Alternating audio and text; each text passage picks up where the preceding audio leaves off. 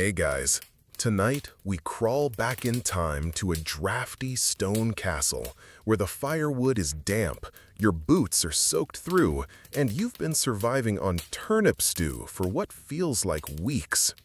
The sky outside is a murky gray, the kind that smells like wet sheep, and you're trudging across the slippery courtyard, stomach growling like a medieval war horn. Your wool tunic scratches, your nose runs. You're not sure if that's smoke in the air or the stench of boiled cabbage from the kitchens. Inside, the feasting hall isn't much better. The walls drip with condensation. There's a draft crawling down your back. You're hungry, sure, but that excitement dims fast when you spot what's on the table. Dinner's here, technically, but let's just say you probably won't survive this.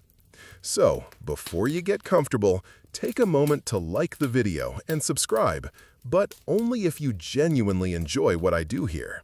And hey, drop a comment with where you're listening from and what time it is right now. I love seeing where in the world you're all tuning in from. Now, dim the lights, maybe turn on a fan for that soft background hum, and let's ease into tonight's journey together.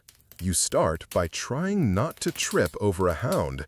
It's sleeping smack in the middle of the floor, next to a broken bench, snoring like it's earned its dinner. It probably has. You, not so lucky. The first smell that hits you isn't food.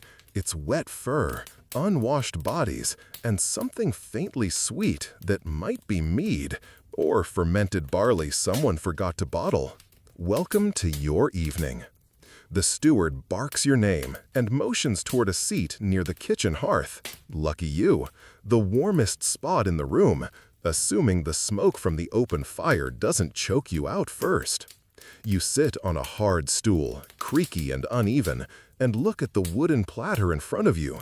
There's something on it? A crust? A scrap of cheese? You're not sure if that's mold or herbs. Before you can analyze further, someone plops a trencher in front of you. If you're not familiar, a trencher is essentially half a loaf of yesterday's bread, scooped out in the middle and used as a plate. Which sounds eco-friendly until you realize this one is hard enough to knock someone unconscious. You're expected to eat from it, then eat it. Bon appetit. And if you were wondering, no, that's not fresh bread.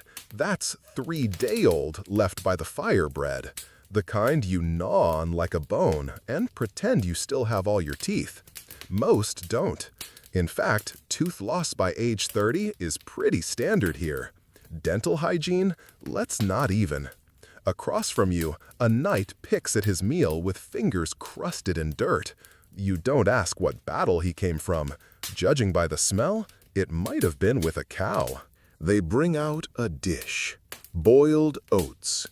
Technically called pottage, it's a porridge-like sludge. Someone's thrown in a handful of peas. There's a root vegetable floating in there. Maybe parsnip, maybe not. You take a cautious spoonful. It tastes like wet hay and despair. And still, you're grateful. Some people only get cabbage water. Historians still argue whether the diet of a medieval servant kept them lean out of health or plain malnutrition. One thing's certain, you're not overeating tonight. You're eating what's left after the Lord's table has had first pick, which means cartilage, gristle, and something chewy that might once have been duck or rat. Same texture, really. Someone beside you loudly blesses the cook. You're pretty sure he's drunk. The flickering torchlight plays tricks on your eyes. Shadows stretch and twitch across the walls like something out of a fever dream. You watch grease run down the sides of a candle made from animal fat. It smells like a wet dog on fire. Suddenly, a serving boy stumbles past, arms full of steaming dishes, and nearly drops a pewter jug of ale, a generous term for what's inside. Probably barley water and hope. You glance around. The nobles at the high table sit a full level above, raised on a dais. Their plates gleam. Their cups shine. Their laughter is loud and smug. And their food smells better, spicier. They're feasting on roast meats, sugared fruits, and bread that actually bends when touched. Rich bastards. Still, you're not starving, yet. You take another bite of your trench bread-turned plate and chew, and chew. It's like gnawing wood. The texture does not improve with effort. Somewhere in the hall, someone's tooth cracks with an audible pop. But then again, medieval life isn't about comfort. It's about survival. You eat to stay standing. You eat what's given, and you thank whoever's listening that it's not spoiled. Though, you're starting to suspect the cheese is fighting back. Just as you resign yourself to the pottage and regret, someone sets down a hunk of meat near you. It's grayish, stringy, smells faintly of ash and old socks. You poke it, it jiggles. The serving maid winks and says, "It's mutton." You're not sure if that's supposed to reassure you. Still, protein is protein. You dig in. It tastes honest, gamey, tough, and surprisingly satisfying once your teeth adjust. Probably hung for a few days too long, but hey, adds flavor. Sort of. You settle back, stomach just slightly less miserable than before. Outside, the wind howls. Inside, the fire crackles, and your neighbor starts snoring into his soup. You close your eyes for a second, just a second, and dream of butter. You don't know why. Your dreams of butter evaporate the moment someone drops a second trencher in front of you with a thud so heavy it shakes the table. This one's topped with a round, cracked hunk of bread that looks like it's been aged more aggressively than wine. You give it a tap with your knuckle. It sounds back, not metaphorically, audibly. The servant, a boy who might be 10 or maybe just malnourished 20, nods and mutters, "Best loaf in the hall tonight." You glance around. No one else looks thrilled. A woman with hands like shovel blades is trying to soak her bread in pottage long enough to soften it. Her face says she's failing. This isn't your average modern baguette. This is medieval horse bread, made of whatever flour was available. Rye, barley, maybe some wheat if you're lucky, all mixed with ground beans and old bran. And we're talking flour full of grit, milled on stone wheels that leave surprise bits of rock behind. Delicious. A good chew might just cost you a molar. You try anyway. You gnaw the edge, jaw working like a carpenter's clamp. You think about your dentist, realize they haven't been born yet, and suppress a whimper. Historians still debate whether these bread trenchers were actually eaten or just tossed to the poor or the dogs. Tonight, you're the poor, and there's a dog under the table eyeing your crust like it owes him money. But hey, bread's better than no bread. In fact, in most of medieval Europe, it was a staple so vital that a famine meant not just hunger, but literal riots. People killed over loaves. Towns hanged bakers who cheated on weight. There were laws on exactly how bread could be baked, priced, and sold. Break them, and you'd be pilloried with your buns. Still, the nobility had it easier. You glance up at the dais again and catch sight of a soft, fluffy white roll being passed down the table.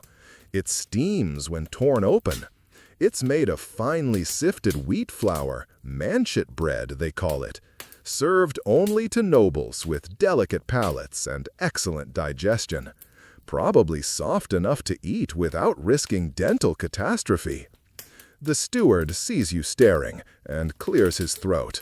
You look away, suddenly fascinated with your splintery hunk of floor tile disguised as food. A small boy beside you drops his trencher entirely. It breaks in half with a sharp snap, and he looks down like he's just lost a relative. You offer him a piece of yours. He chews it slowly, like betrayal.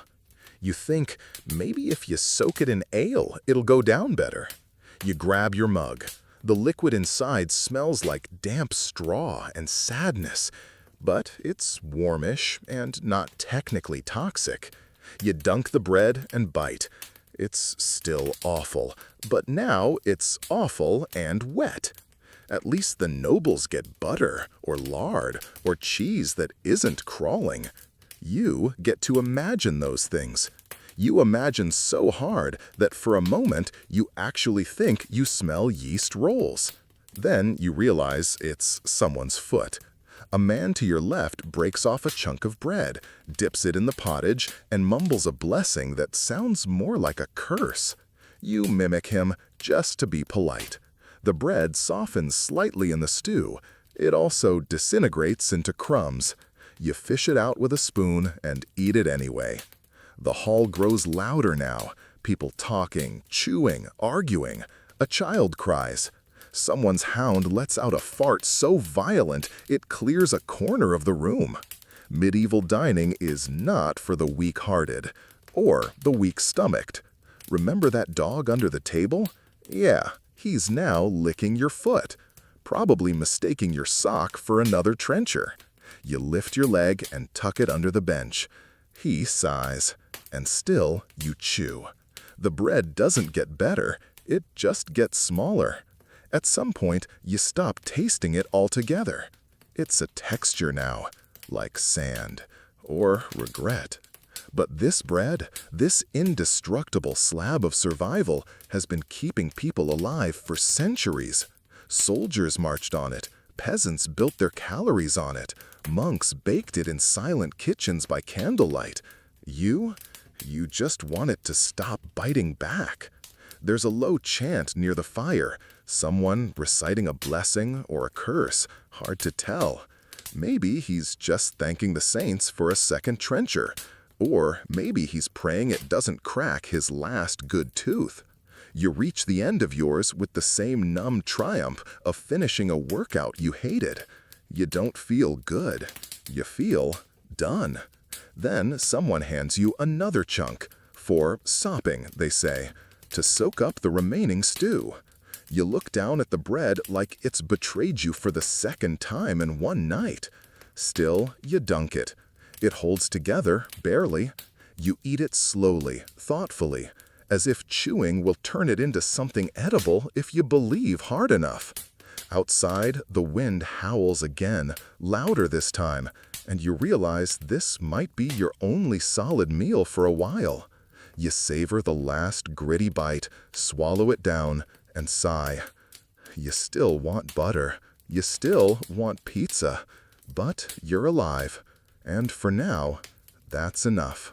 You don't notice it at first, but something starts to shift. The smells in the hall, once dominated by stale ale, damp wool, and foot odor, now twist towards something meatier.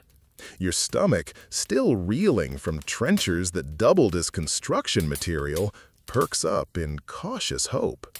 A servant lumbers past with a heavy wooden platter. On it lies what looks like an entire animal, possibly pig, possibly something that used to root in a forest. It's been roasted until its skin is a deep, lacquered brown, glistening under the flickering torchlight. The smell hits you like a medieval love letter, smoky, fatty, and unapologetically primal. This is boar, wild boar if you're lucky. One of the crown jewels of a medieval lord's table, assuming he could afford the hunt, the meat, and the firewood to cook the beast, which, tonight, clearly he can. You're not sure if the boar was caught by hounds or if it just collapsed from heat stroke after being chased for 9 miles, But the result is the same, roasted to near perfection and dripping with potential. A sliver of meat is carved off and dropped onto your trencher. It hits the bread with a faint plap, leaving behind a slick of grease like a signature. You don't wait. You pick it up with your fingers, because what else are you gonna use, a fork? And bite in. Your teeth sink through a crisp edge into dense, gamey muscle. It's not pork. It's not even close. It's richer, more intense. You chew slowly, like a man rediscovering joy. There's a hint of something strange, though. Maybe garlic? Or juniper? Possibly both. Or just the taste of slightly burnt fur. Who's to say? Historians still argue whether spices were used generously or sparingly by lower nobility. Tonight's bite suggests someone in the kitchen got their hands on something fancy, or someone smuggled in a spice pouch and is gambling with their job. Whatever it is, the flavor borders on divine. And you're not alone. Around you, people grunt with satisfaction, smacking lips and tearing meat off bones with the grace of raccoons in a dumpster. It's beautiful in its own disgusting way. You spot the Lord up at the high table again, now with an actual knife, a small, elegant blade with an ivory handle. He slices meat so thin it's almost transparent. Then he dips it into what appears to be a sauce. You squint. Is that mustard? Mustard in this economy? Your peasant brain short-circuits. In the Middle Ages, mustard was one of the few condiments that didn't rot overnight. And it was versatile, made from seeds pounded with vinegar or wine, sometimes even blended with honey. Rich folk used it liberally. Poor folk used it when someone left the jar unattended. A man across from you grumbles as he fishes a bone from his mouth and tosses it to the dog. The dog catches it mid-air with alarming precision. You blink. You still don't like the dog, but you respect his reflexes. You reach for another piece of boar, but the serving boy yanks the platter away before you can claim it. He mutters, "Enough for now," and disappears into the crowd like a greasy ghost. You're left with the lingering taste of meat and regret. There's a clatter of pots near the hearth. More meat is coming. This time something strung on skewers. They're thin, browned morsels of, you want to say beef? Maybe lamb. Honestly, could be squirrel. But you're not picky anymore. The chunks are heavily seasoned with something dark and gritty. You lick your fingers. It's black pepper. Actual peppercorns, not just burned breadcrumbs pretending to be pepper. And suddenly, everything feels decadent. Spices like pepper were so valuable they were counted grain by grain. Wars were fought over them, fortunes made, marriages arranged. And here you are, gnawing on a questionable meat cube seasoned with the stuff. You feel weirdly powerful. Then a man beside you burps with seismic force and shoves a skewer down his throat like a sword swallower. Moment ruined. You start to pace yourself. Bite, chew, breathe. Let the flavor settle. It's still a medieval dinner, not a Michelin tasting menu. The meat has gristle, bits of bone, possibly hair. You try not to think about it. Still, for every dry chunk, there's another that surprises you. Smoky, juicy, rubbed with herbs you can't identify. Someone in the kitchen clearly knows what they're doing. Or maybe you're just too tired and grateful to care. The boar comes around again, this time with chestnuts and onions spilling out of the cavity, a sort of stuffing, medieval style. You grab a spoonful before the platter vanishes again. The onions are soft and caramelized, the chestnuts mushy but sweet. You don't ask how long they were in there. You just eat. Around you, the hall quiets for a moment. People chewing, breathing, swallowing. Even the dog seems full, curled at the foot of the trestle bench like a greased sausage. And that's when someone sneezes loudly into their hands, then wipes it on their tunic and keeps eating. You set your meat down and take a thoughtful sip of ale. It tastes better than it did earlier, or maybe your standards have adjusted. The hearth roars, crackling behind you. Shadows flicker on the stone walls. A lute begins to pluck somewhere in the background, off-key, mournful, like someone's serenading a pig they once loved. You lean back. Your belly's warm. Your lips are greasy. The trencher bread now serves as an edible napkin. You might actually make it through this meal. Unless they bring out fish, then all bets are off. You hear the fish before you see it. Not because it sings, though given the hall's ambiance, that wouldn't be surprising, but because of the collective groan that rolls down the trestle tables like a cresting wave of dread. Fish. Why does it always have to be fish? A servant heaves a steaming wooden platter onto the nearest table. The smell hits your nostrils before your eyes adjust to the dim light. It's earthy, damp, slightly sulfurous, like the inside of a bucket that's been left out during a foggy week in November. You lean forward and squint. It's not just fish, it's pike, that long, aggressive river predator with a face like a grumpy sword. It's been boiled, maybe poached, definitely drowned in something that resembles broth but smells suspiciously like pond water with dreams of wine. The cook has done their best. The pike is adorned with herbs, parsley, maybe sage, tossed over its spine like an afterthought. There's a thick white sauce pooling around it, flecked with mustard seeds and something green. Possibly leeks, possibly algae. You're not brave enough to guess. You glance around. Everyone's paused. This is a test, not of courage, but of politeness. The Lord is watching, still slicing meat into wafers with his dainty knife, but you can feel his interest drifting toward your table. So you pick up a piece of fish. It slouches off the trencher like a tired slug. You brace yourself and take a bite. It's not the worst thing you've eaten tonight. It's flaky, somehow both watery and chewy. The sauce helps. It's vinegary with a sting of mustard to distract from the fish's mushy reality. Someone across the table says it reminds them of their uncle's bathwater. You try not to think about that. Historians still argue whether noble meals actually included fish this often, or if monks simply wrote about it more because of religious fasting. Either way, this pike seems like punishment disguised as cuisine.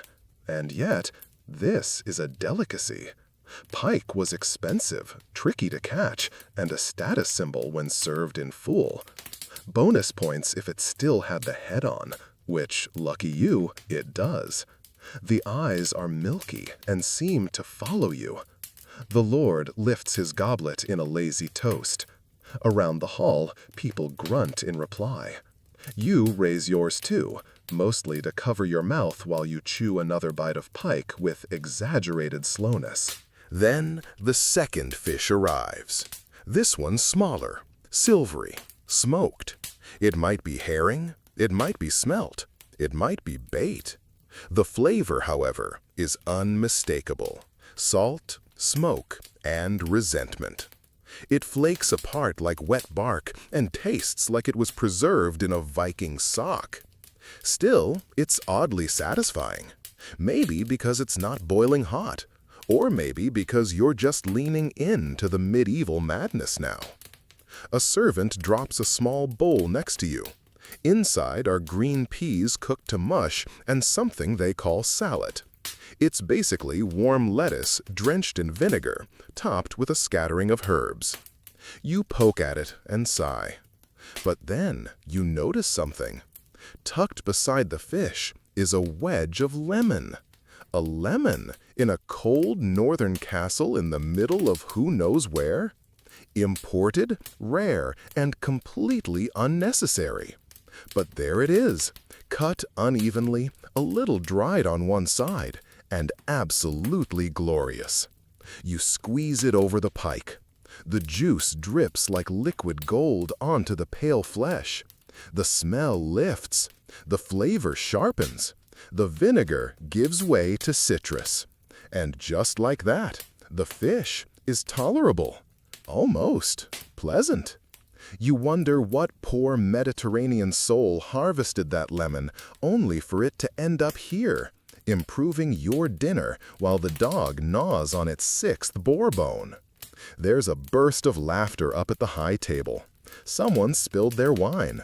The Lord claps them on the back like a benevolent bear.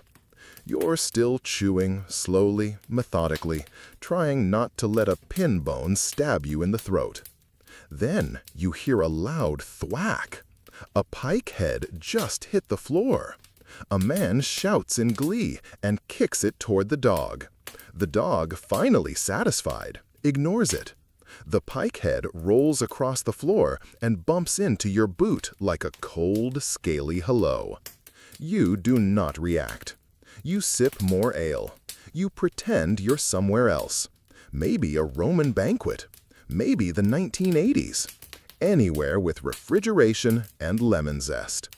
A plate of dried eels slides in your direction. You decline with your eyes. Despite your aversion, it's worth noting, eels were considered a medieval treat. They were farmed, smoked, boiled, even jellied. Monks ate them during fasts. Lords served them to guests they wanted to impress or confuse. Sometimes both. Tonight, the eel is curled like a gray pretzel and smells like betrayal. You pass the platter along. The lute player in the corner starts a different tune, slower, mournful. You wonder if it's a dirge for the fish.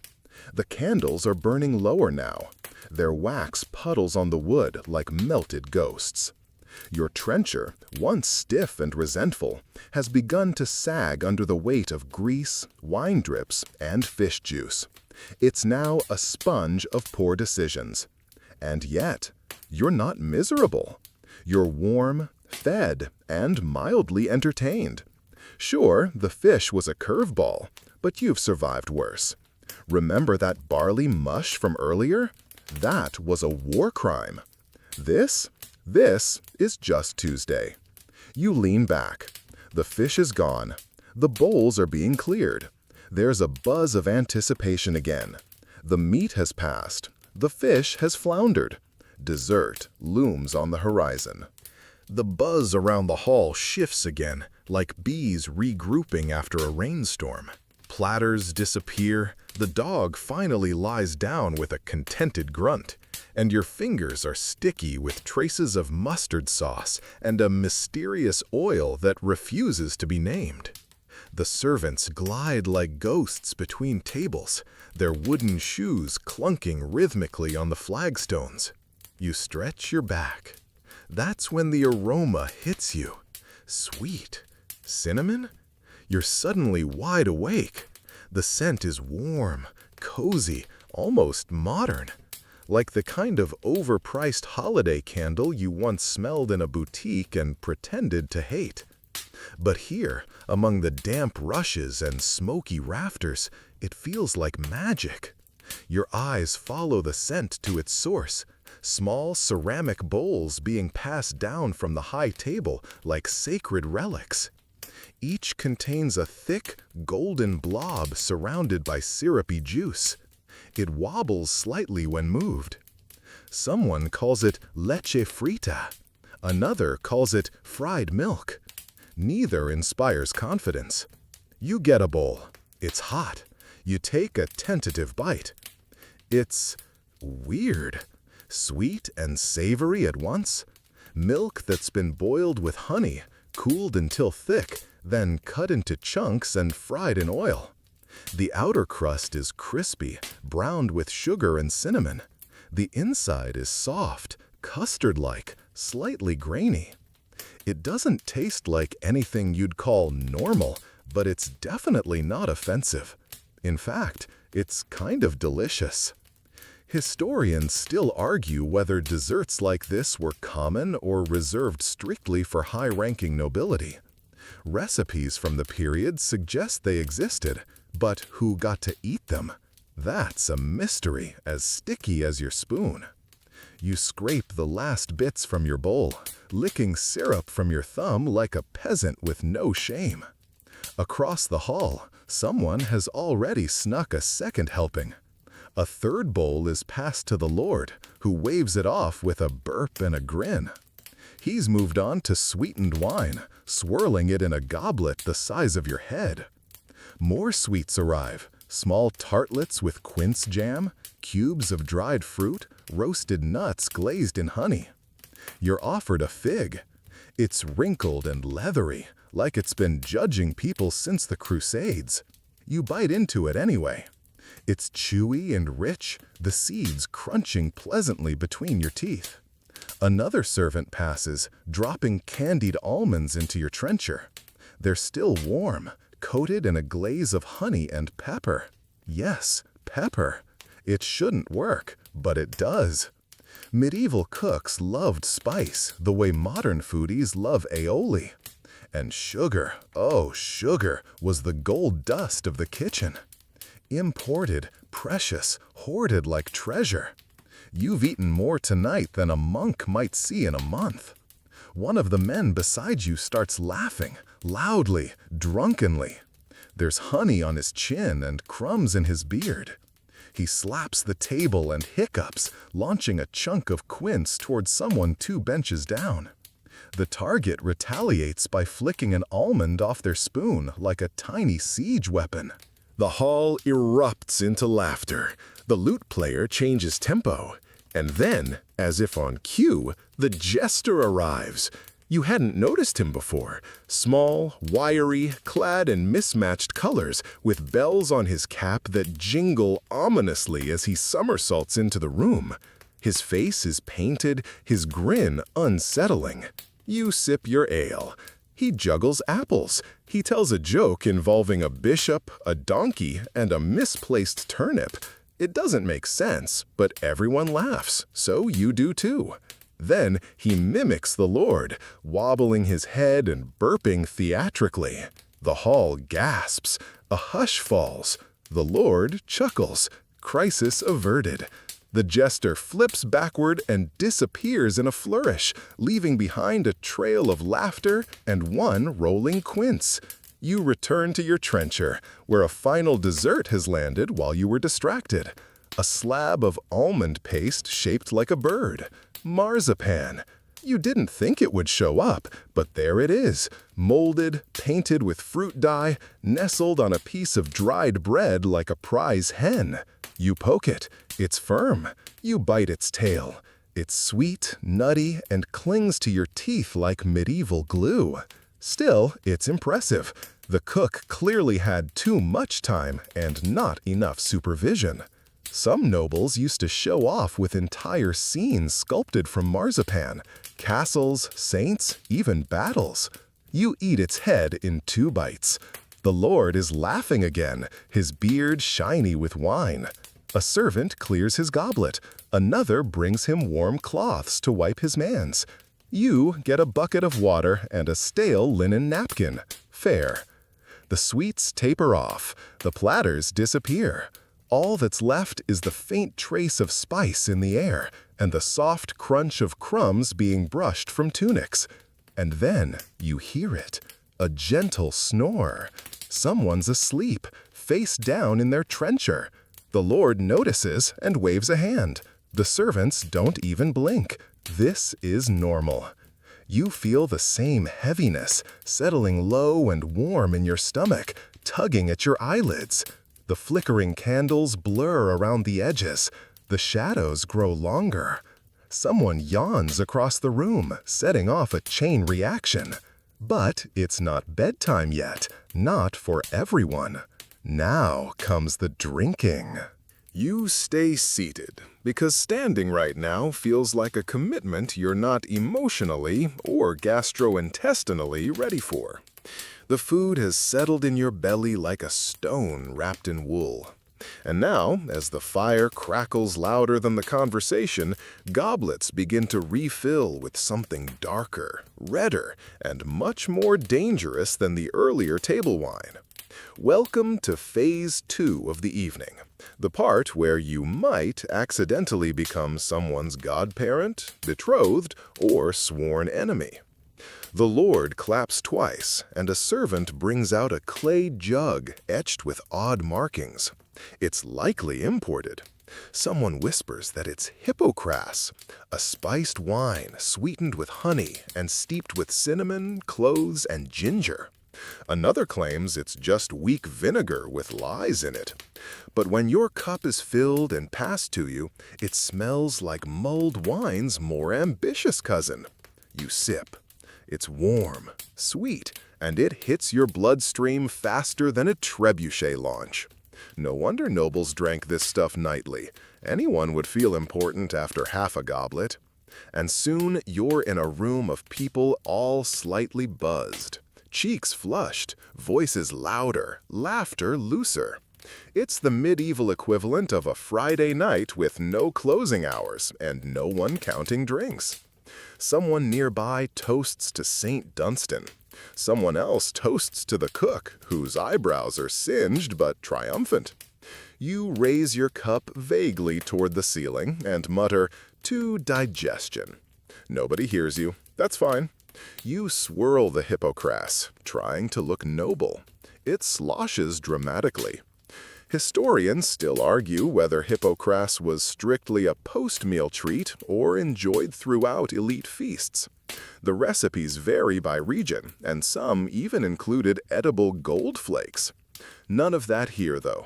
Your goblet contains the basics: wine, spice, sugar, and something that might be rosemary or possibly just old cork. Then comes the mead.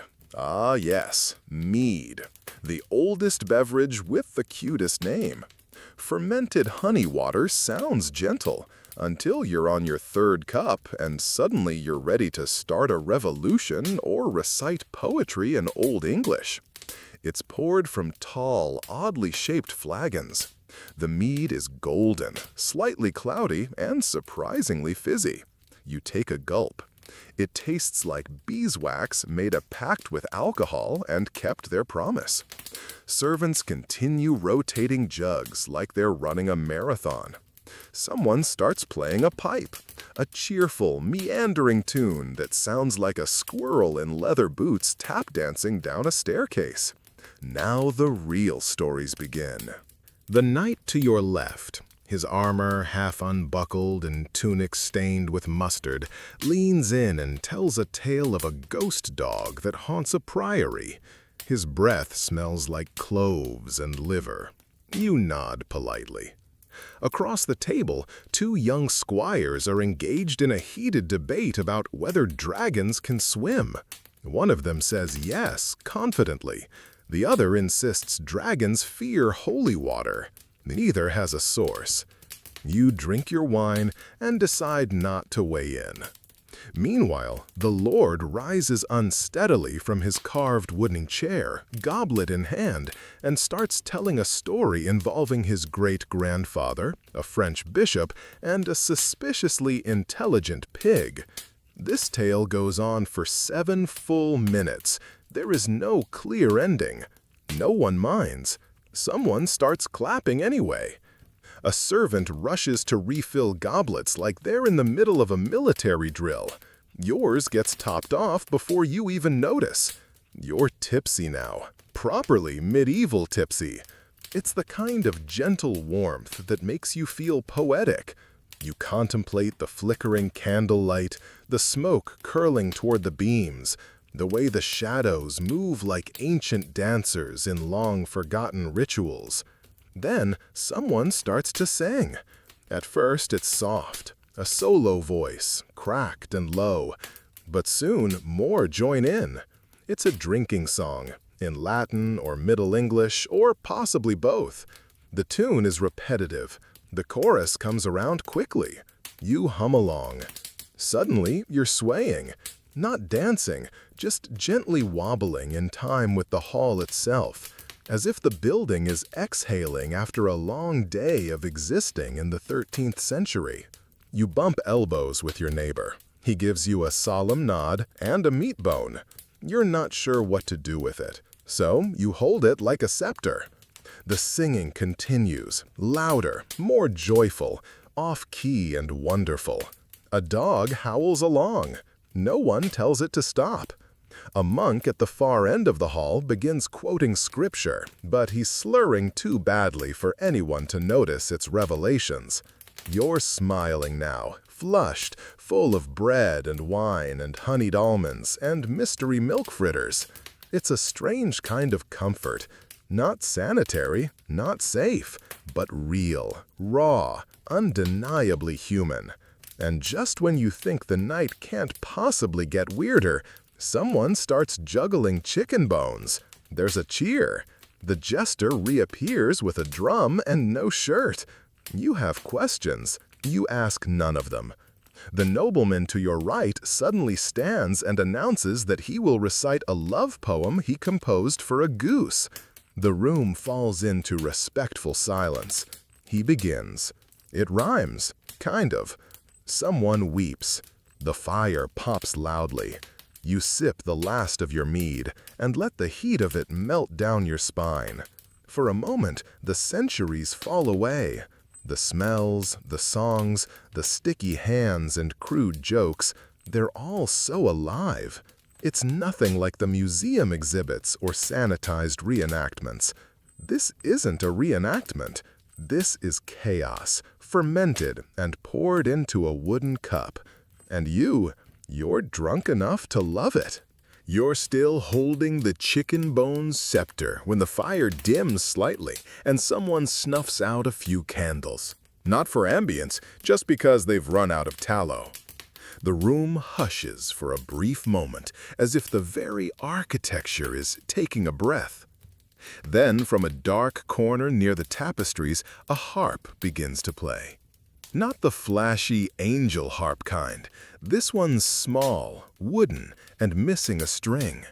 The notes are slightly off, but in the wavering glow of the remaining candles, it sounds like the beginning of a bedtime story told by someone who's seen too much war. You lean back, or forward. It's hard to tell anymore. A bard shuffles into the circle of firelight, his robes patched with unrelated fabrics, some velvet, some burlap. He wears a wreath of dried herbs on his head and smells faintly of onions and destiny. Everyone quiets.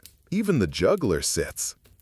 The bard starts to sing, his voice raspy but rhythmic.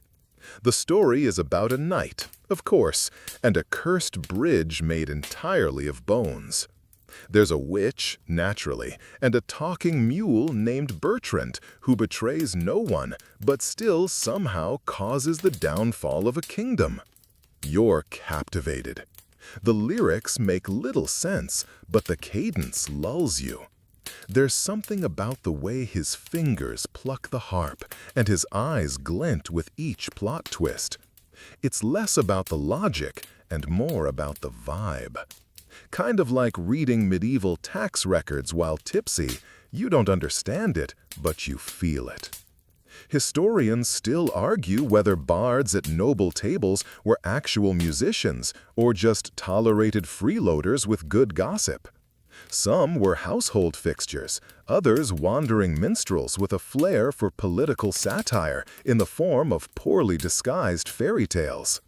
This one seems to straddle both camps. His song takes a sudden turn when Bertrand the Mule becomes king. You applaud instinctively. The nobleman next to you whispers, "That part's based on true events." You nod solemnly. Of course it is. A new voice joins in, someone harmonizing off to the side, probably a cousin or servant with dreams of bardhood. The two singers swirl their voices together like honey into warm ale. And just as suddenly, the story ends. There is no moral, no resolution, just a final chord that fades into the crackle of the fire. You blink slowly. The candles now cast tall, exaggerated shadows that dance across the stone walls. One resembles a bear wearing a crown. Or maybe that's just the mead talking. A page boy clears his throat and reads aloud a translated poem from the Latin. It's about a tree that falls in love with a nun. She carves prayers into his bark. He bleeds sap for her. They never touch. It's deeply weird. You're moved. Another noble shouts for a round of riddles. A servant girl asks, what walks on 4 legs at dawn, 2 at noon, and 3 at dusk? Several drunk voices shout, the Pope, and a really confused donkey, and one simply yells, bread. Eventually, someone gets it right, probably by accident. Then the firewood is restocked. A few logs hiss as they meet the embers, and the smell of resin and smoke curls up into your nose, laced with the faintest trace of wet dog. The Lord's hound has curled up by your feet. It may have claimed you. Someone begins reciting genealogy back 17 generations. You zone out somewhere around Edgar the Fickle and start daydreaming about what your own medieval title would be. Maybe you the slightly sunburned, or you of the unwise mead choices. Probably both. The genealogy lecture devolves into a loud argument about whose great-grandfather actually took part in the Battle of Lewis. Voices rise, fingers point. One man declares, "My ancestor held the banner." Another scoffs and says, "Your ancestor held the horse's tail." You smile into your goblet. The insults are oddly specific and impressively petty. Eventually, the Lord himself interrupts. He claps once and declares that it's time for the challenge. Oh no, you immediately regret every almond and goblet you've consumed. The challenge, it turns out, is not a duel, thankfully, but a storytelling contest. Each table selects one representative. You are inexplicably chosen. Probably because you haven't vomited and you're still upright, or because you made eye contact at the wrong time. You stand. Your knees betray you briefly, but you recover. A silence falls. Not respectful, more concerned. You begin with something vague about a dream you once had, involving a goose, a storm, and a glowing loaf of bread. The crowd is polite but confused. You throw in a dragon for good measure. Laughter. Someone calls it a visionary tale. Someone else calls it heresy adjacent. The Lord laughs the hardest and waves for another drink to be brought to you. It's unclear if it's a reward or a punishment. And then, the moment you sit down, the minstrel from earlier leans over and whispers, "You should hear my version of that story." You both burst out laughing. You're not sure why. The hall is dimmer now. Candles almost gone.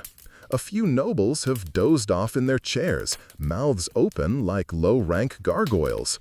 The jester is napping face down in a trench of breadcrumbs. Even the harp lies silent, resting in the arms of its sleepy bard. The fire crackles with a softer rhythm. The room feels smaller, softer. Less like a feast hall and more like a memory you'll wake up from in 500 years and think, did I really drink from a pewter cup while a mule became king? Yes, you did. And as you settle into your wooden chair, belly full of questionable protein, ears full of ghostly harp notes, you feel it. The strange peace of having survived a medieval dinner party without dueling, fainting, or insulting the bishop's eyebrows. You might even live to see breakfast. The fire's almost down to embers now.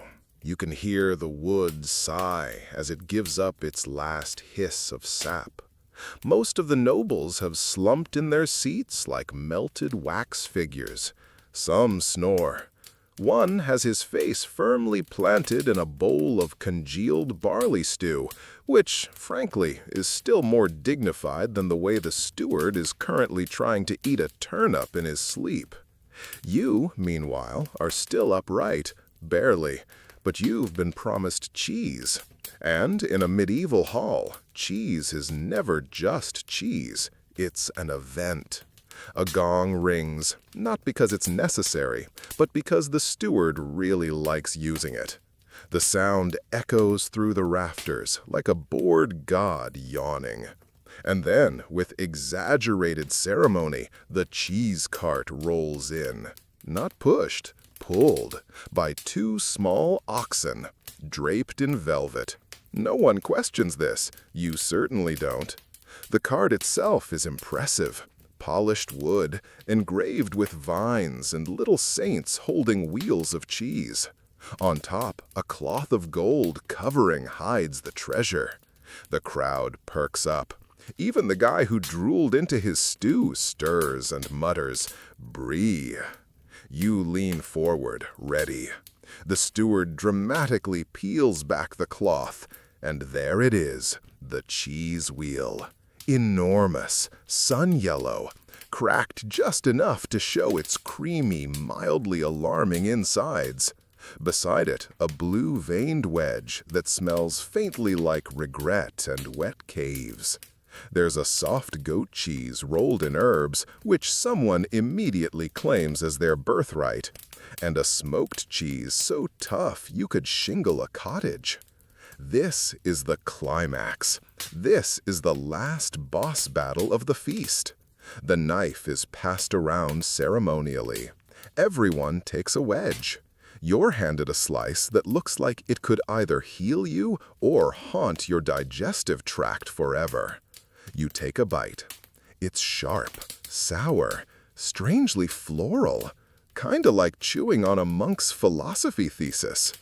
Historians still argue whether medieval cheese was actually good, or if everyone's taste buds were just too malnourished to complain. Most agree that by this point in the meal, you'd eat anything that wasn't actively trying to bite back. A noblewoman across the table declares the cheese heavenly and immediately follows it with a prayer for digestive mercy. Someone offers fruit preserves, plums soaked in wine, and tiny apples pickled with rosemary. The combination is oddly modern. You half expect a bearded sommelier to walk in and suggest a Chardonnay pairing. Instead, you get another hunk of dark bread and a whisper from a servant girl offering honey scraped from the comb that morning. She says it's from the Lord's private hive. You try a dab. It's sunlight. You'd marry it. The crowd is quieter now. The loud jokes are gone. People chew slowly, sigh occasionally. The cheese, like some dairy lullaby, is calming them all. A scribe begins reading poetry again, this time from a tiny book bound in calfskin. The verse is about winter and longing, and, confusingly, radishes. You're not sure if it's meant to be funny or not, but the old knight beside you is weeping openly, so you pat his chainmail and nod. The bard from earlier hums in the background, plucking the harp with less confidence but more emotion. One of the oxen lies down. No one moves it. You hear a story drift through the hall, one noble quietly telling another about a cheese so potent it was outlawed during a siege for inviting the plague. Probably not true, but you write it down in your head for later. Your chair creaks. You shift. Somewhere in the rafters, an owl hoots once. The cheese is nearly gone. Only crumbs and rinds remain, and the smoked one appears to have been repurposed as a doorstop. At this point, dessert appears, or what passes for dessert. Bowls of pears stewed in wine, trays of almond-stuffed dates, a cake made from crushed barley, honey, and what the cook only describes as forest flavors. You try a bite. It tastes like a pine cone had a dream. Still, you finish it, because it's dessert, and in this castle, not liking dessert might get you excommunicated. Across the table, someone begins to sing again. A lullaby, maybe, or a hymn. It's slow, circular, the kind of melody that could go on forever and you wouldn't notice. You sway slightly, or maybe that's the table. There's a toast, soft, slurred. To Lord Aelric, someone mumbles, who once defeated an entire Viking raid by refusing to open the gates and throwing out stale cheese until they left. Everyone cheers, except the dog. It's asleep on your foot now, warm and snoring like a knight in comfortable armor. The steward asks if anyone would like boiled nuts. No one answers. He brings them anyway. They're lukewarm and vaguely spicy. You eat two and hide the rest in your sleeve. A boy begins juggling apples. He's very bad at it. No one cares. It's almost peaceful now, the hall wrapped in the last ribbons of smoke and candlelight. One by one, the guests nod off, heads tilted, hands clasped over bellies, like saints in tomb carvings. You glance down at your plate, crusts, crumbs, a smear of honey, and realize you've made it, the whole meal, survived it, endured every riddle, every root vegetable, every unsolicited poem about longing and radishes. You wipe your fingers on the cloth, technically someone's cloak, lean back, and let your eyes flutter shut. Somewhere, someone whispers a final story. Something about a knight who wandered into a forest and found a tower made entirely of bread. You smile. You dream of cheese wheels rolling down hills like brave warriors. You wake, or maybe you were never quite asleep, to the delicate sound of chains clinking. Not ominous ones, just the gentle rattle of someone in armor trying very, very hard to tiptoe. It's Lord Aelric. He's attempting a quiet exit, unsuccessfully. You crack one eye open and see him shuffling past a tapestry, his ceremonial sword dragging softly behind him like a reluctant child. He spots you, pauses, gives you a sheepish thumbs up, then keeps moving. Apparently, bedtime is upon you. And in a medieval castle, that's an ordeal in itself. The hall is dim now. Only a few candles remain, their wax pooling like miniature lakes on silver plates. The hearth fire has shrunk to embers, casting orange shadows that dance along the stone like drunken ghosts. The dog's still snoring on your foot. A servant appears at your elbow, holding what looks like a washcloth and an attitude. She gestures for you to stand. You oblige, limbs heavy and full of cheese. You're escorted, slowly, carefully, out of the great hall and through the darkened corridors of the keep. The walls here are close and cold, made of thick stone that never warms up no matter how many tapestries they hang. You swear you passed the same rusty suit of armor 3 times, but the servant says nothing. Eventually, you arrive at your chamber. It's a room. You'll give it that. A narrow bed, a chest, a single candle, and something that might be a chair, but looks like it could bite. There's no fireplace, but there is a small brazier filled with embers. You lean toward it, hoping for warmth. It wheezes and gives you a puff of ash instead. Welcome to a noble guest room in a medieval castle. Historians still argue whether these rooms were actually meant to be comfortable, or if discomfort was part of the hospitality. After all, if your guest isn't sleeping well, they're not plotting against you. It's like medieval Airbnb, but with more paranoia and fewer throw pillows. The servant offers you a linen nightshirt. It is stiff. It smells like lie and regret. You put it on anyway. There's a jug of water on a stool. Beside it, a tiny ceramic chamber pot that looks like it's already seen too much. You avoid eye contact with both. You sit on the bed. It creaks like an old man being asked to dance. The mattress is stuffed with straw, the kind that occasionally has its own opinions and little legs. You flatten it out with your hands and try not to think about the fact that feathers were reserved for royalty, or possibly chickens with better lawyers. Above you, a single spider performs its nightly acrobatics. You wish it well. You blow out the candle, and now it's just you, the dark, and your very full belly.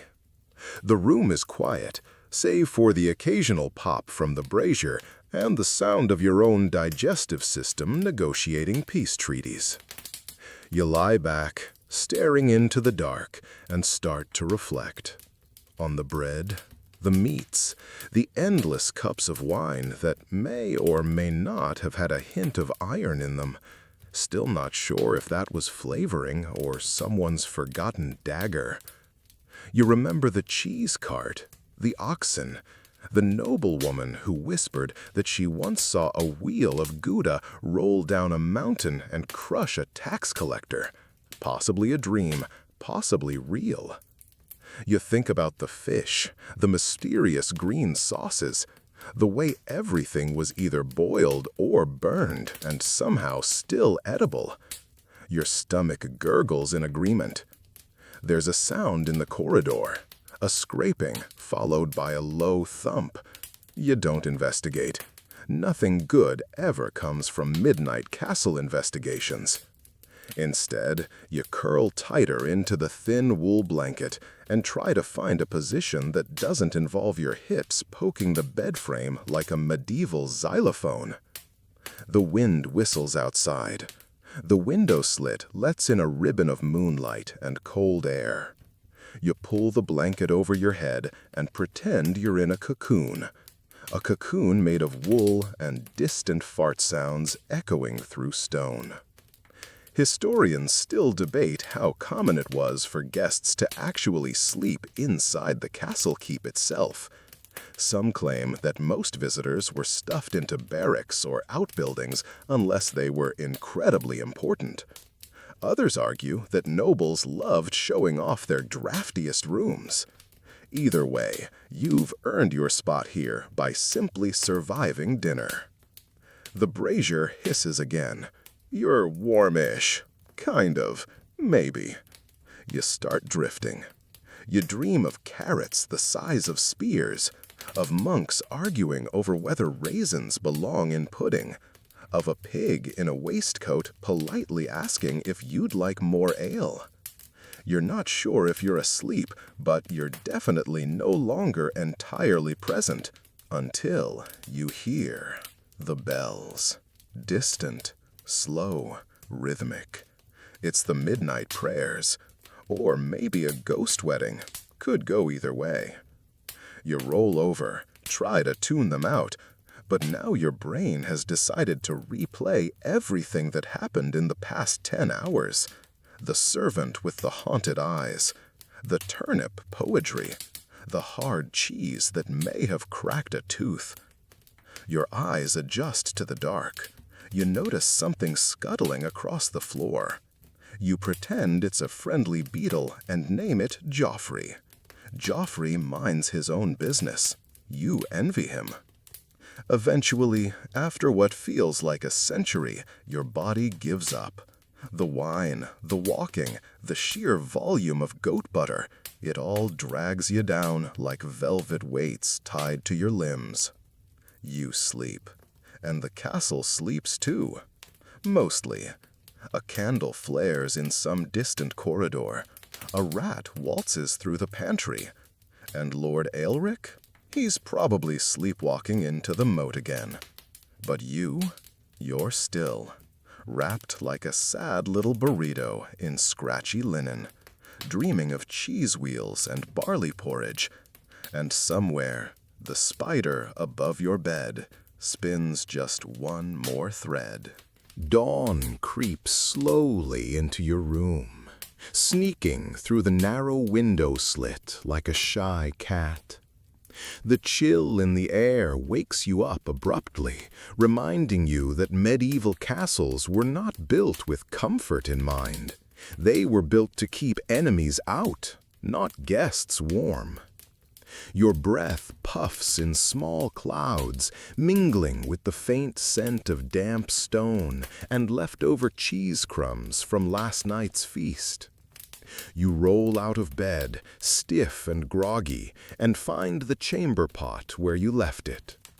The routine is humbling, but it's medieval life, and you're living it, one awkward moment at a time. There's no hot water, no fluffy towels, just a basin of cold water and a rough cloth for washing. You splash your face and attempt to shake off the lingering haze of wine and cheese. Outside, the castle is waking. The clatter of wooden wheels on cobblestones, the bleating of goats, and the low murmur of servants preparing for the day's labors fill the air.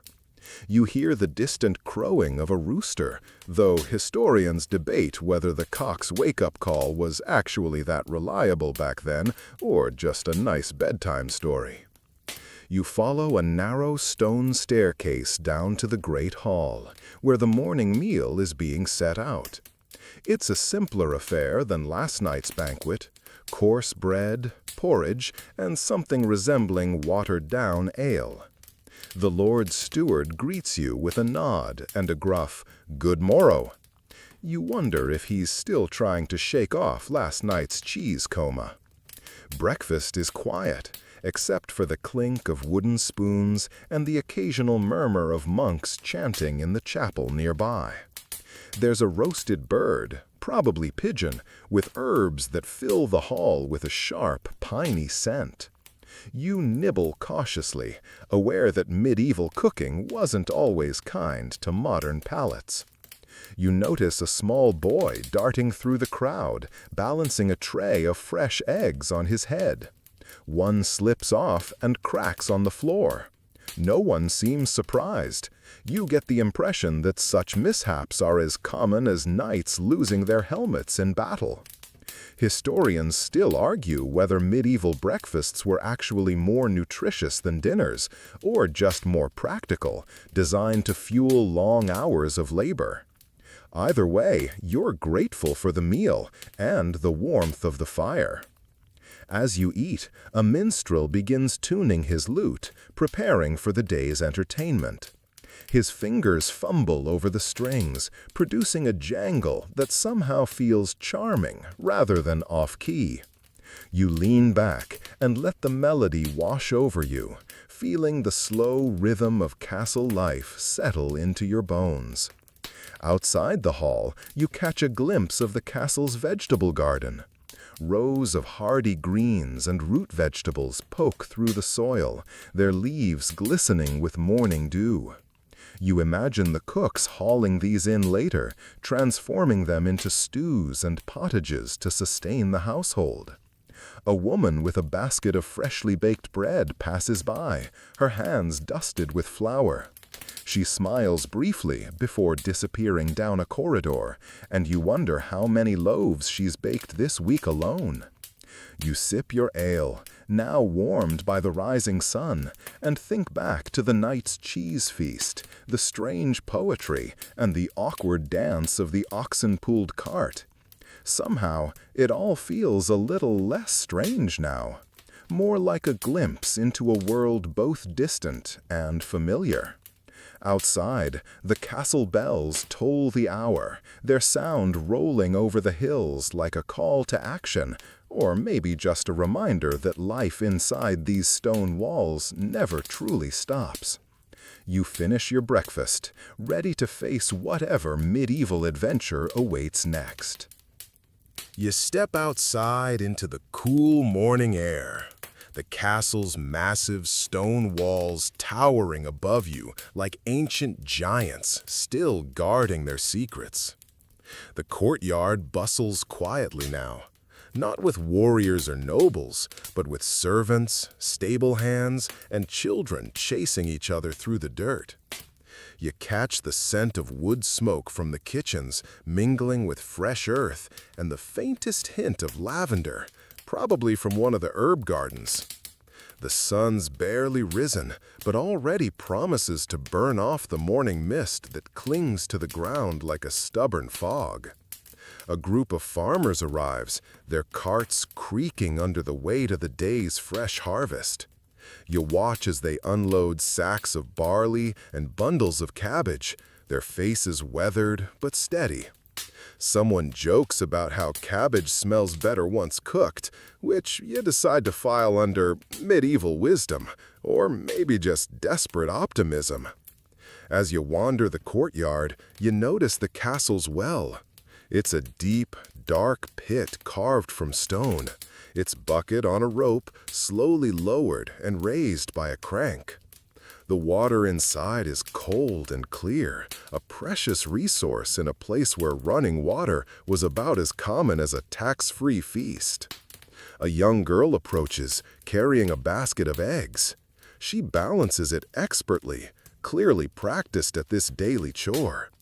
You think about how much work goes into keeping a medieval household running, fetching water, tending animals, baking bread, and managing the endless cleaning, or at least trying to. You recall the odd detail you read once about how servants sometimes used vinegar to disinfect the castle's common areas, long before anyone understood germs. It probably smelled worse than the medieval cheese platter, but hey, hygiene was a work in progress. Historians still debate whether castle courtyards were more chaotic or more organized than we imagine. Some argue they were bustling hubs of activity and gossip, while others insist they were tightly controlled spaces where everyone knew their place. Your gaze drifts to the stables, where horses stomp and neigh, impatient to be ridden or fed. A stable hand brushes down a sleek black stallion, humming a tune that somehow reminds you of a modern pop song, though maybe that's just your imagination. Nearby, the castle's blacksmith is already at work, sparks flying as he hammers red-hot iron into horseshoes and tools. The rhythmic clang echoes through the courtyard like a heartbeat, steady and sure. You watch a group of men practicing swordplay, their wooden training swords thudding against shields with a dull, satisfying thump. You imagine the real thing must have been much louder and far more dangerous. As the sun climbs higher, the castle's rhythm quickens. Carts roll in and out, voices rise and fall, and somewhere a dog barks enthusiastically at a stray cat. You smile, feeling the pulse of medieval life beat strong in this stone fortress. You lean against the wall, taking it all in, and realize that despite the rough edges and hardships, there's a strange beauty in this daily dance, a life balanced between survival and ceremony, toil and tradition. The smell of fresh bread wafts from the kitchen again. You decide it's time for a second breakfast, or maybe just a slice of that mysterious ancient cheese. You wander toward the castle's chapel, where morning prayers are underway. The scent of burning incense mingles with cold stone and faint traces of beeswax from melting candles. Voices rise and fall in Latin chants, echoing through the vaulted ceilings like a soothing lullaby for the restless stone. The chapel is small but beautifully adorned. Stained glass windows filter the sunlight into kaleidoscopes of color that dance gently on the cold floor. A few monks kneel in silent devotion, their robes whispering softly as they move. You take a seat on a wooden pew, feeling the rough grain under your fingers. The air is thick with devotion and centuries of whispered confessions, secret prayers, and maybe the occasional complaint about the monastery's bland porridge. You overhear a monk mutter about the latest theological debate, whether salvation requires strict adherence to ritual or if faith alone is enough. Historians still argue over the impact of these debates on daily medieval life, but for now, you just appreciate the serene calm. Outside the chapel, the castle gardens are bursting with early spring blooms. Herbs like rosemary, thyme, and sage grow in neat rows, their aromas promising flavor and medicinal relief. A gardener tends the beds, humming a tuneless song. You learn that medieval cooks prized fresh herbs not only for taste, but also because they believed herbs could ward off disease. A medieval version of natural antibiotics, though with less scientific certainty. You wander toward the castle's library, a small room stacked with scrolls, parchments, and leather-bound tomes. The air here smells of old paper and ink, slightly musty but comforting. A scholar pores over a manuscript by candlelight, quill in hand. It's impressive to think that despite all the hardships, these castles were centers of knowledge, where monks and nobles alike could study philosophy, astronomy, and even the occasional poem. You remember that curious tidbit about how some medieval scribes used garlic-infused ink to ward off evil spirits. Whether it worked or not is anyone's guess, but it certainly adds flavor to the idea of ancient scholarship. You decide to rest on a bench and take in the quiet moments before the castle fully wakes. The soft clatter of armor begins again, and you realize the day's training sessions are about to resume. Knights practice their horsemanship and swordplay, the sounds echoing through the courtyard like a promise of protection and power. You feel the slow, steady pulse of life in the castle, a rhythm of prayer, study, toil, and vigilance that has carried through centuries. As you sit back, you can't help but wonder what secrets these walls would tell if they could speak, not just about battles and politics, but about the small, everyday moments like this one. And with that thought, you close your eyes briefly, letting the peaceful hum of medieval life wash over you. The afternoon sun now bathes the castle in a warm golden light, making the ancient stones glow softly. You stroll toward the great hall, where preparations for the evening feast are already underway. The hustle of servants and cooks blends into a quiet, steady rhythm that feels oddly soothing. You catch the aroma of roasting meat, probably a boar or deer, mingled with the earthy scent of root vegetables and spices brought from faraway lands. The idea of cinnamon and cloves in a medieval kitchen might surprise you, but medieval cooks loved exotic flavors as much as anyone. One curious detail you remember is that spices were so precious they were sometimes used as currency or gifts for kings. Historians still debate how widespread their use was among common folk, but in the Lord's Hall, you can bet they were front and center. The cooks move with practiced efficiency, chopping, stirring, and seasoning as the day wears on. You spot a young apprentice nervously trying to juggle a handful of onions, perhaps a recipe for tears or something worse. You wander past a barrel of ale, its frothy head promising relief after a long day.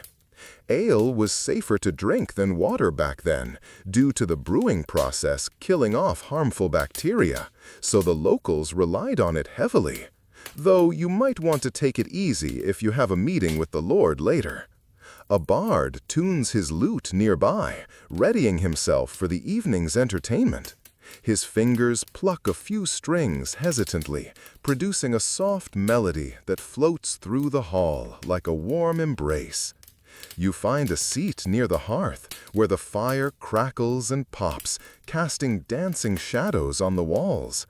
Tapestries depicting battles and noble ancestors hang nearby, their colors faded but still rich with stories. The Lord himself arrives, resplendent in a fur-trimmed cloak and a jeweled brooch. His eyes scan the room, resting briefly on each guest with a mixture of authority and exhaustion.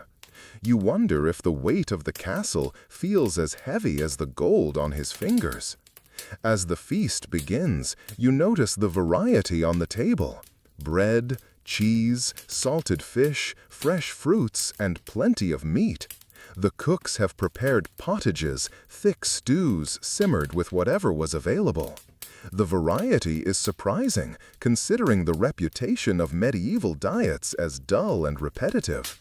You recall that some historians argue medieval food was more diverse and flavorful than often imagined, especially in noble households, while others say the poor ate a far more limited diet. Conversation swirls around you: politics, local gossip, the upcoming harvest. And you can't help but feel part of this world for a moment, wrapped in the ancient ritual of sharing a meal. A servant pours more ale into your wooden cup, and you take a sip, letting the warmth spread through you. The room hums with laughter and song, the flicker of candlelight softening the edges of the day. As the evening deepens, the stories grow louder and the songs more animated. You lean back and let the medieval nights settle in, a blend of comfort and wildness, tradition and change. And through it all, the castle stands firm, a timeless witness to all the feasts and fights, the quiet prayers and raucous celebrations. The feast slowly winds down. The great hall now dimmer, except for the flickering firelight casting long shadows on the walls. The clatter of plates and the murmur of tired voices create a cozy atmosphere, a gentle lull that signals the end of another day in the castle. You notice the aftermath: crumbs of bread scattered on the wooden table, half-empty goblets of ale, and the faint smell of spilled wine mixed with roasted herbs. Someone has left a stray piece of cheese, the edges hardened and a bit moldy, reminding you that even medieval delicacies have their off days. The lord retires to a quiet corner with a few trusted advisors. Their conversation is low and serious, a sharp contrast to the jovial mood that filled the room earlier. You overhear hints about upcoming conflicts and alliances, topics historians still debate over, especially how much they influenced everyday castle life. Outside, the castle walls begin to cool under the night sky, and the stars emerge like pinpricks of silver against the velvet black. A gentle breeze carries the scent of lavender from the gardens, soothing and familiar. You wander toward the barracks, where the knights and guards are preparing for the night watch. Their armor clinks softly as they move, a metallic reminder that safety here depends on vigilance, even in the stillness of night. You find yourself thinking about the strange duality of castle life. Moments of warmth and celebration, balanced by the ever-present need for defense and order. It's a world both harsh and tender, ancient and alive. As you make your way back to your chamber, the sounds of the castle soften to whispers. The distant bark of a dog, the slow drip of water from the battlements, the occasional creak of timber settling. You pause by the window, looking out over the darkened courtyard. The moonlight glimmers on the stone walls, and for a moment the castle feels less like a fortress and more like a living organism, breathing quietly under the stars. A faint echo of the bard's lute drifts from the great hall, a gentle melody to lull the castle's inhabitants to sleep. You smile, remembering the strange poetry you heard earlier, and the peculiar but comforting rhythm of medieval life. You slip under the heavy blankets of your bed, the rough fabric scratchy but familiar. The chill in the air is softened by the faint warmth radiating from the hearth below. And as your eyes close, you feel a calm settle over you. A quiet peace that comes from stepping into a world so different, yet so human, so full of stories waiting to be told. The night deepens and the castle sleeps, but your mind drifts through the corridors and chambers, carrying the scent of herbs and the faint echoes of laughter and prayer. The silence is broken only by the occasional creak of wood settling or the distant hoot of an owl. You think back to the countless lives that have passed through these stone walls, lords and ladies, servants and soldiers, scholars and fools, all woven into the tapestry of medieval existence. Their joys and fears, their triumphs and defeats, all whispered through the ages like a soft lullaby. You remember the peculiar tidbit about how some medieval nobles believed wearing a lock of their beloved's hair at night would bring sweet dreams, an ancient charm blending love and superstition. Whether it worked or not, it's a touching reminder of the human heart beating beneath the armor and gowns. Historians still argue whether medieval castles were primarily homes or fortresses, whether they symbolized power or insecurity. Perhaps they were both, endlessly balancing protection with the desire for comfort. As you settle deeper into sleep, you imagine the castle bathed in moonlight, its shadows lengthening and folding into the quiet night. The flicker of candlelight from a distant tower, the soft breathing of those tucked away in their chambers, all creating a peaceful symphony of life paused.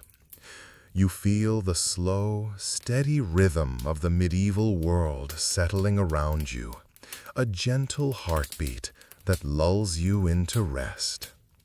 Now, dim the lights, maybe turn on a fan for that soft background hum, and let the castle stories carry you into dreams, where history isn't boring, but alive, whispering, waiting, forever unfolding.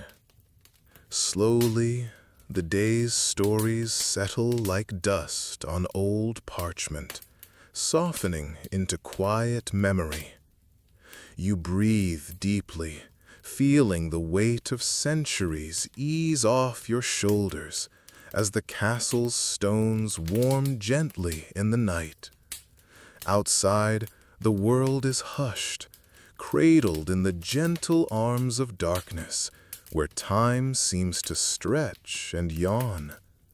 You imagine the soft rustle of leaves, the whisper of a breeze brushing past ancient walls, and the faint flicker of stars like distant candles. Your thoughts drift slow and easy, as if floating down a calm river beneath a silver moon. The tales of lords and peasants, of battles and banquets, fade gently into a comforting silence, wrapped in the soft glow of memory. Let the quiet settle over you now, a tender cloak woven from the echoes of history and the gentle hum of night.